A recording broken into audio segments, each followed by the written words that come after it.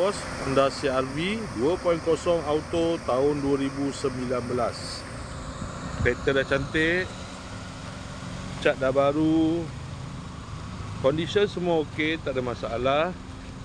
Kereta ni boleh loan bank, loan kredit dan loan kedai.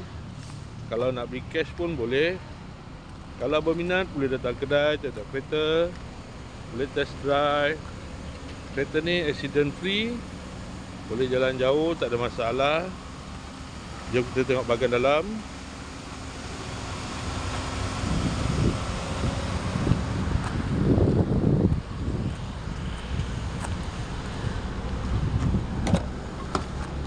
Dalam masih cantik lagi, leather seat.